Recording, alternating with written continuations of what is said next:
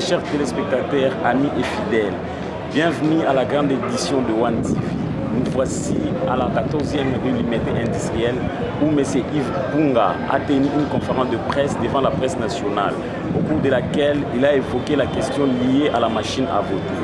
Nous vous laissons de suivre cet élément signé par Sherika Kikonda. Le problème des élections et le problème du vote électronique ou de la machine à voter. Vous savez, la CENI a longuement interpellé beaucoup de gens à dire, il disait qui est expert qui nous explique le bien fondé ou comment peut se dérouler le processus électoral.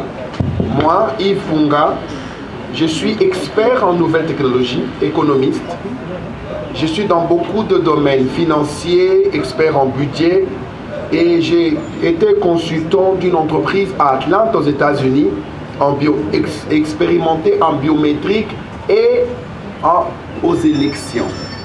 On n'a pas voulu se manifester parce qu'on s'est dit, bon, c'était un débat politicien, on ne voulait pas. Maintenant, aujourd'hui, comme ils le veulent, nous venons vers vous pour vous expliquer. Nous avons juste voulu expliquer le vote électronique ou la machine à voter qui coûte 1 400 $. En nouvelle technologie, en informatique, je veux vous apprendre tout équipement dans un bureau, une institution, une banque qui traite les mêmes données doivent converger. Ça veut dire, si vous avez des équipements qui vont faire le même travail, ces équipements doivent s'interlier, donc être en réseau et avoir un serveur des données. Les données, par sécurité et par principe même qu'on appelle de la communication, de l'informatique, la science de traiter d'une façon automatique les données, on ne peut pas garder les données dans un dispositif. Pourquoi? Au cas où il y avait un problème de ce dispositif, au cas où il y avait coupure de courant, au cas où il y avait danification, au cas où il y avait, supposons que nous avons 100 000 machines à voter, comment ces données vont converger si elles sont indépendantes? Ça, c'est la première question. Alors, nous avons voulu donner 16 questions à la CENI, que la CENI comprenne les enjeux, l'enjeu politique actuel. On ne peut pas seulement critiquer, on peut aussi trouver des solutions. Donc, la première question est la suivante. L'investissement, que je voulais te dire, il est colossal. Pourquoi les machines ne sont pas en réseau? La deuxième question, nous allons poser, pourquoi l'entreprise qui a conçu, elle s'appelle Mirror System, la machine à voter, n'a pas prévu la connexion en réseau de ces données? Imaginez-vous, je suis à Kalemi, je suis en train de voter. Avant le vote, je veux vous expliquer avant d'entrer dans le vif du sujet. Une machine à voter indépendante a ses conséquences. La machine doit avoir un système qu'on appelle de géolocalisation. Savoir en ce moment où se trouve la machine. Qu'est-ce qui prouve que la machine qui doit se trouver à Mbandaka ne se trouve pas à Goma, à Boma? Qu'est-ce qui prouve aussi que la même machine sera allumée seulement le jour des élections? Qu'est-ce qui prouve qu'elle ne sera pas allumée avant? Donc, tout dispositif des élections doit avoir un système qu'on appelle de géolocalisation. Savoir où se trouve la machine, elle est allumée, alors comment ça se passera? À la CENI, les partis politiques, le Parlement, les commissions, il y aura une salle qu'on appelle de monitoring, la première salle de monitoring ou de contrôle des machines, savoir leur fonctionnement. Imaginons, nous sommes le jour de l'élection, ici à Kinshasa, il est 7 h, à Lubumbashi, il sera 8 h, 1 heure du temps, en avance. Ça veut dire que nous verrons seulement les machines de Lubumbashi être allumées et nous devons répertorier chaque circonscription de vote où les machines doivent être dans un réseau et pour contrôler à distance l'allumage et la façon dont la machine sera éteinte. Ça, c'est la première sécurité. D'où ça veut dire que nous partons, nous sommes dans un parti politique. Nous avons une plateforme. L'objectif d'un parti politique, c'est aller conquérir, aller aux élections.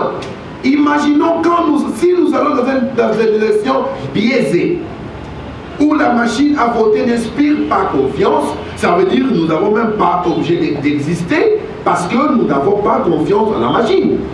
Alors, voilà. Dans la machine à voter, le processus, le bulletin de vote électronique, nous avons 40 millions d'électeurs. On nous dit 16% ont des problèmes d'empreinte digitale. Quelle est l'imprimerie qui va imprimer ce bulletin de vote? Première sécurité. Parce que ce bulletin est électronique et il est codifié par l'entreprise qui l'a créé. Donc l'imprimerie devait être nommée. Voici l'imprimerie. Voici le processus de sécurité. Parce qu'on ne peut pas seulement présenter aux partis politiques ou au gouvernement les bulletins de vote.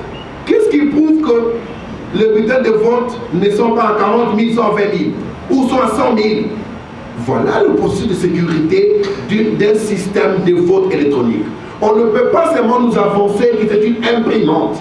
Lorsque une imprimante coûte 1 400 $ et vous introduisez un papier, l'imprimante traite d'une façon automatique les 3 différents scrutins, ça veut dire qu'elle est plus imprimante. Elle est qu'on appelle un ordinateur. Et parce que le mot informatique, c'est on traite les données d'une façon automatique. Donc, l'ordinateur, son travail, c'est les calculs. Lorsque cette imprimante est en train de faire des calculs pour avoir un résultat à la fin imprimé et gardé dans la machine où on pourra faire les statistiques, ce n'est plus une imprimante. Parti politique, chers journalistes de la presse, nous devons, ce domaine de nouvelles technologies est un domaine complexe. On ne peut pas dire aux gens les choses qui n'existent pas. La machine à voter, mais on peut la sauver. Comment est-ce qu'on pourrait avoir des élections libres en ce moment? Ça veut dire que cette machine doit avoir une entrée où on appelle port, où on peut avoir un réseau. Le premier contact. L'entreprise qui a créé la machine à voter peut transférer ces données dans un réseau. Les données ne doivent pas rester dans la machine.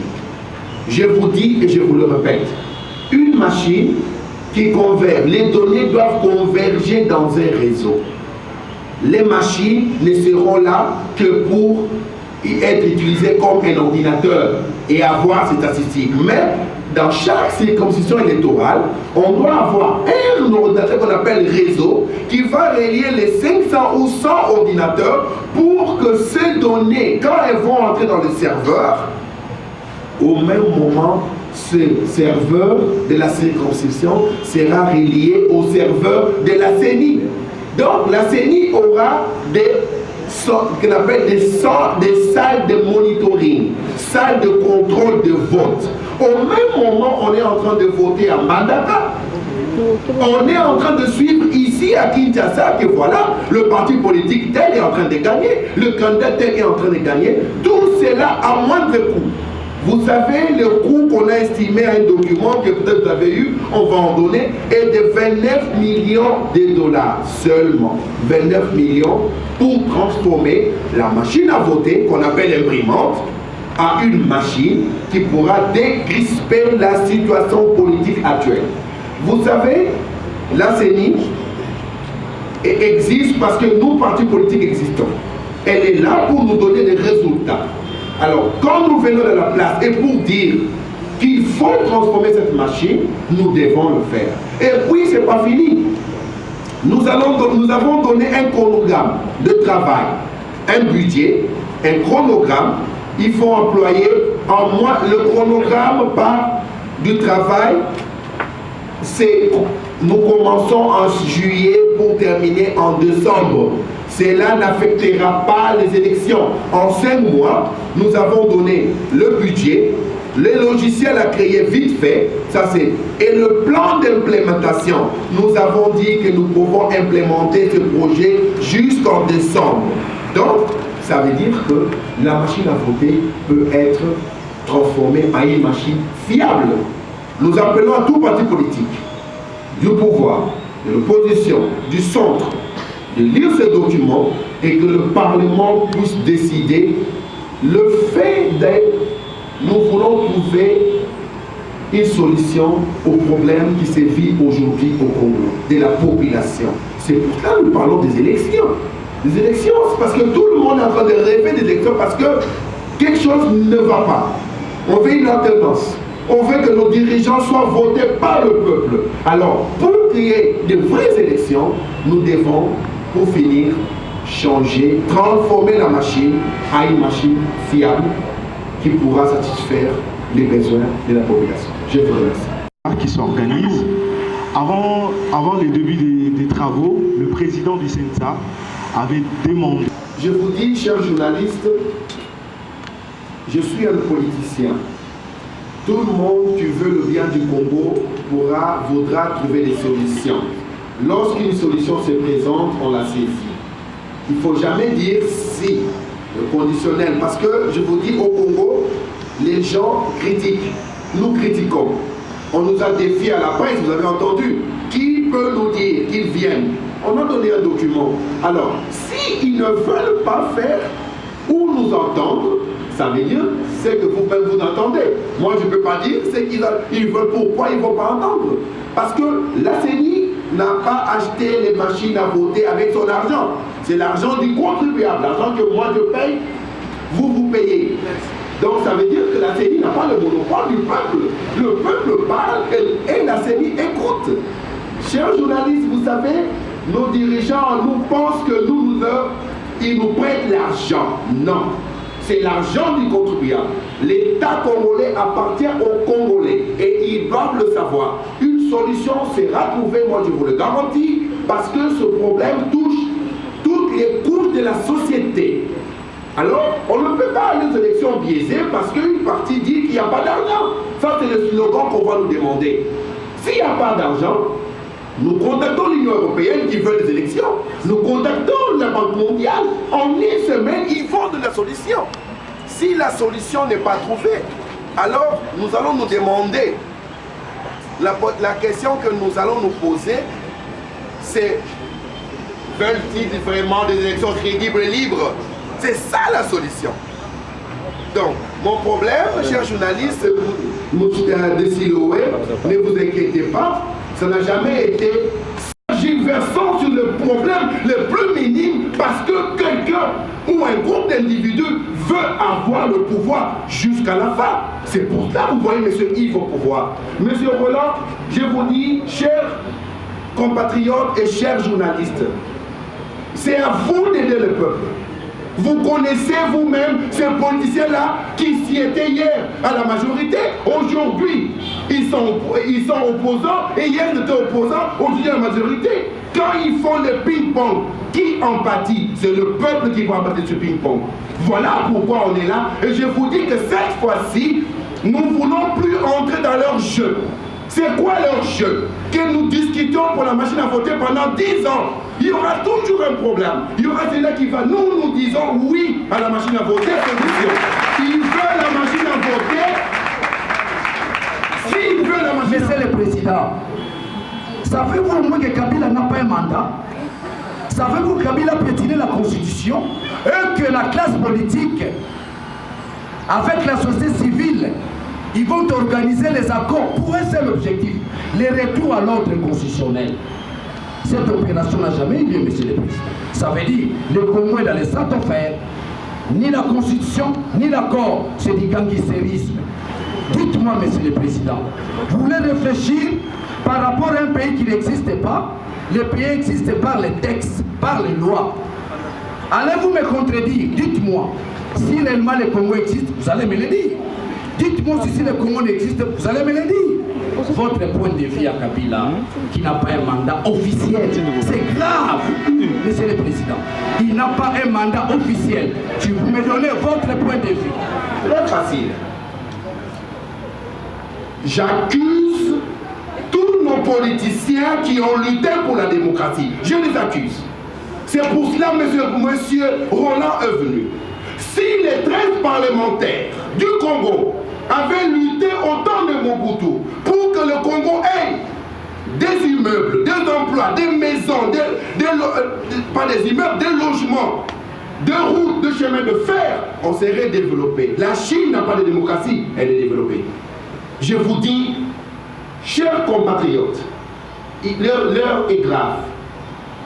Les mêmes gens qui ont lutté pour la démocratie nous ont menti. Ils voulaient le pouvoir, ils mentaient au peuple. Ils criaient même victoire. C'était leur victoire, pas du peuple. Ça n'a jamais été le peuple. Et quand on ne les nommait pas, c'était le pays qui était par terre. Personne ne mangeait, personne n'allait à l'école parce qu'eux voulaient le pouvoir. Moi, je les accuse d'avoir détruit le Congo. Le mandat de Kabila est expiré, je l'accepte. Et moi, je veux l'alternance. C'est pour cela, Yves pourra qu'il porte devant. Mais je suis candidat président de la République pour substituer une classe politique. Imagine à voter pour tricher. Comment on fait? La première des choses, il y a 6 dimensions de fraude dans une machine à voter. La première dimension, c'est quoi? Ce n'est pas la machine, c'est dans le bulletin électronique. L'entreprise qui va émettre, qui va imprimer le bulletin.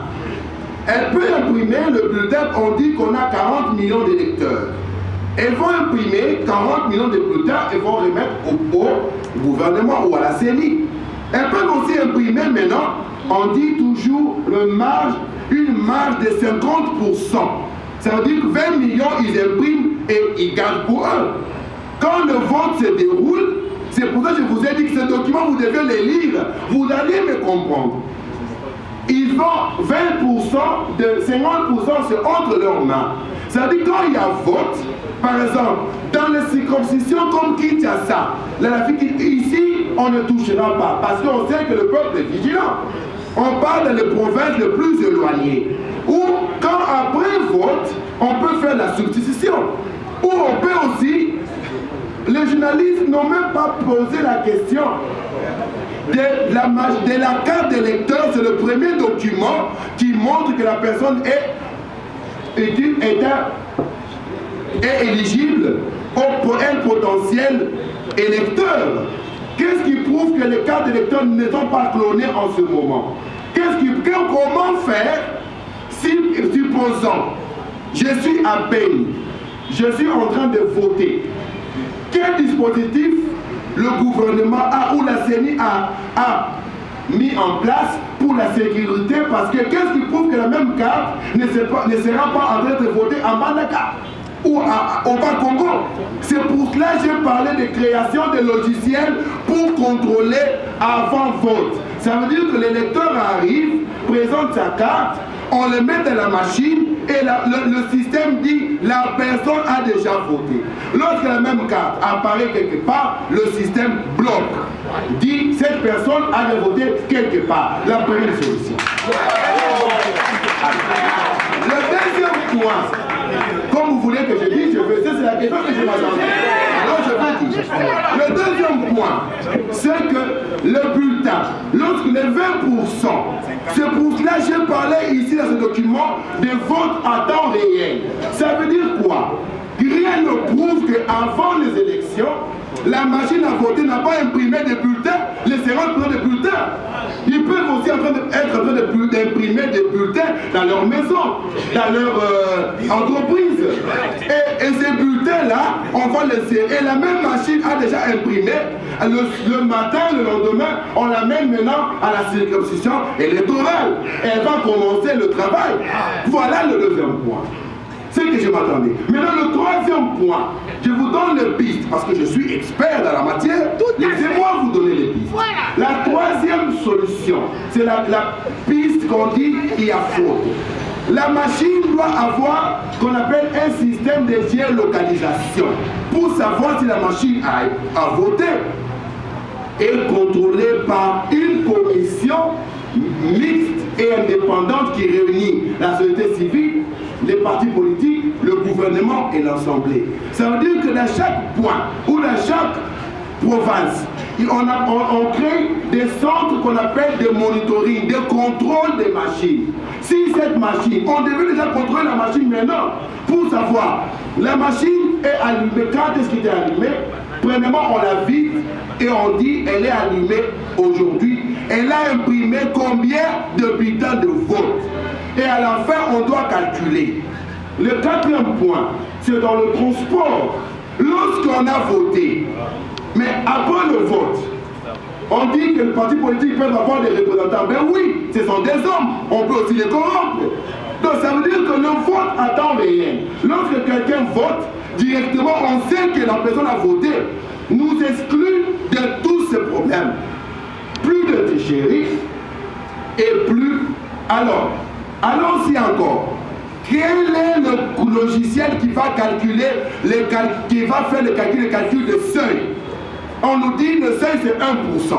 Qu'est-ce qui prouve que quand c'est mon parti, ils ne vont pas appliquer le seuil de 8%?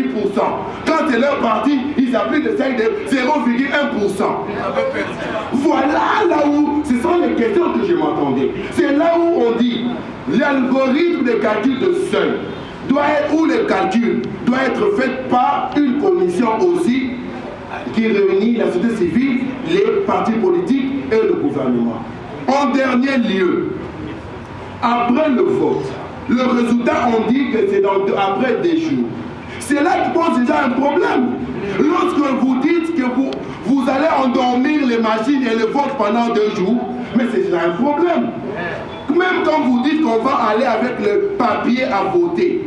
Mais le papier, c'est le système où on peut plus frauder facilement.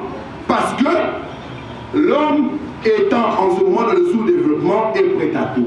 Voilà le point que j'ai proposé à la CENI d'améliorer. Je ne veux pas dire que j'ai accepté la machine à voter. Mais n'étant pas comme tout politicien qui disent tout, non, non, non, moi j'ai dit voilà, on doit contrôler. Si seulement cette machine ou cette imprimante, elle est fiable, ils vont dire nous acceptons. Si alors ils disent qu'on n'accepte pas parce que voilà, j'ai dit et je vous remercie.